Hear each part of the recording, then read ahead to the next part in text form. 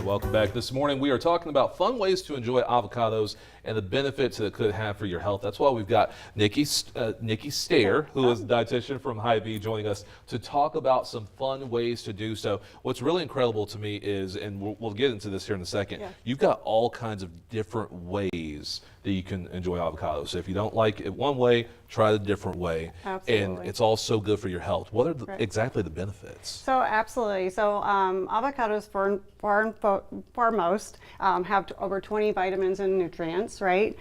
They provide good heart healthy fats, right? So it can help us lower cholesterol, help us feel full, and we want to incorporate more of those fats into our diet, right? Exactly. So, yeah. And that's so important. And you know, I am curious, how do avocados compare to other fruits when it comes to health, and like what are the certain nutritional benefits that it has for Absolutely. So we want to think outside the pit, right? Yeah. When we're incorporating like avocados.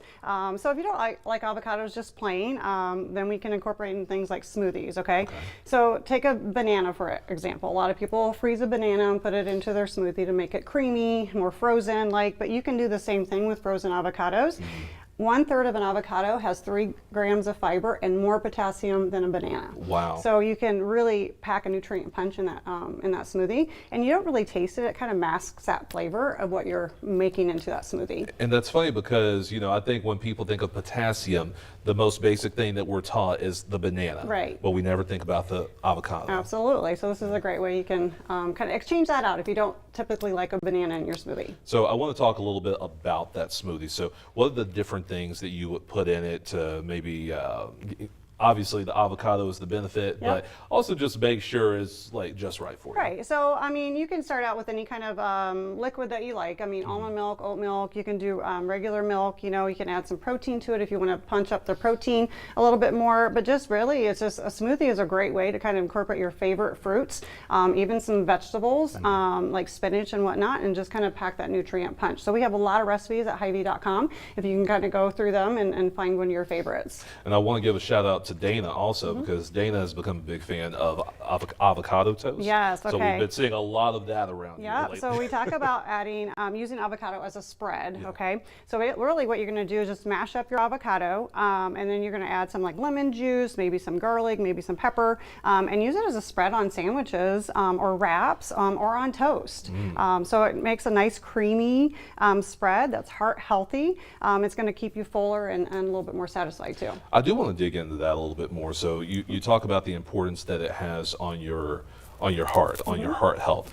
Can you explain the science of how that works? What does it do for your heart? So we want, typically we want to incorporate more of those heart healthy, those monounsaturated fatty acids over saturated fat that would come from like animal products, right? So getting the monounsaturated fatty acids helps kind of lower that bad cholesterol, we call it, the LDL cholesterol, and so that can kind of keep your cholesterol in check there. Nikki, I want to be honest with you, that mono word that you just mentioned, I saw that earlier and I committed to not saying it because you said it so perfectly and I would butcher it. But you know what, I also do want to talk about dessert. People love dessert, and you can make a good avocado desserts, right? So avocados can actually be kind of a substitute for those fats and those baked goods, and so it's a 1-to-1 ratio to your butter or margarine. So what we have here, it's a creamy light consistency, so I like to make chocolatey avocado pudding. So it's a way to sneak that avocado in. It's really chocolatey. So you start out with 2 avocados,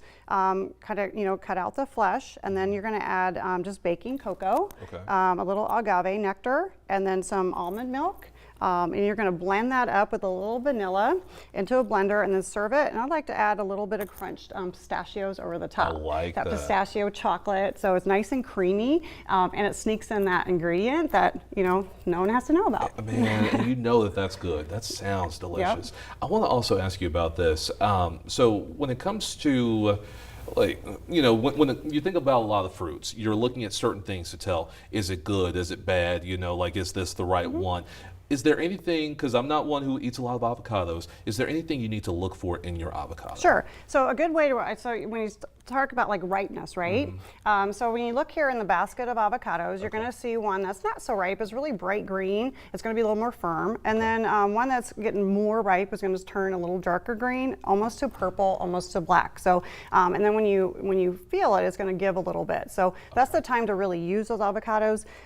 California Avocados, on their website, they have some really great tips on how to ripen avocados, how to use avocados, how to cut an avocado and get that pit out of there. And so you can check that out as well. I love that. All right, Nikki, we're getting the wraps. I appreciate your time. Yep.